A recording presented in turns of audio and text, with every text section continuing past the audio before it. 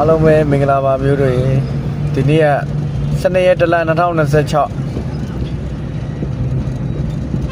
12ရက်13ရက်14ရက်ဗုဒ္ဓဘူးမကျော်အခွေ93ညတင်းနေခွေအပူပါမင်းက90နှစ်တင်းနှစ်အဲ့တော့အမျိုးတို့ပတ်ချင်ရင်ပတ်တိကတော့43ညတင်းပတ်တိမိန်ကွက်က4နဲ့ပတ်သက်မဲ့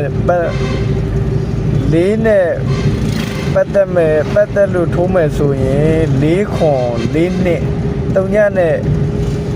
ပတ်သက်လို့ထိုးမယ်ဆိုရင်3ည9 3ညနဲ့1နဲ့ပတ်သက်လို့ထိုးမယ်ဆိုရင်1နှစ်1ခွန်မိမိတို့ကျန်နေတဲ့ကစားလို့ရပါတယ်အဲ့တော့9 3ည1နှစ်ခွေအပူပါဥမကျော်နော်အဲ့တော့ဒီ channel လေးကကျွန်တော်ကအချိန်ရလဲတိတ်မရလို့အပို့တွေလည်းတိတ်မတင်ပြဘူး3ပတ်လောက်တော့ရှိပြီအဲ့တော့တစ်လုံးပြီးမှတစ်လုံးပတ်တိကစားမယ်ဆိုရင်လည်းတစ်လုံးပြီးမှတစ်လုံးဆက်စော်ပါနောက်တစ်ခုက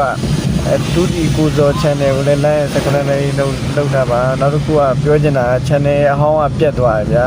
ဒီ channel တစ်ကနေပြီးတော့ကျွန်တော်တင်ပေးနေရခြင်းဖြစ်တယ် channel တစ်ကလည်းမားတစ်ချက်အားတစ်ချက်ဆိုတော့တိတ်ပြီးတော့အချင်းရလည်းမရအောင်အဲ့တော့ရတဲ့ချိန်လေးကိုအခုတင်ပေးတာအဲ့တော့ပတ်တိကြိုက်တဲ့လူကပတ်တိကစားလို့ရပါတယ်အခွေကြိုက်တဲ့လူကတော့အခွေကစားပါ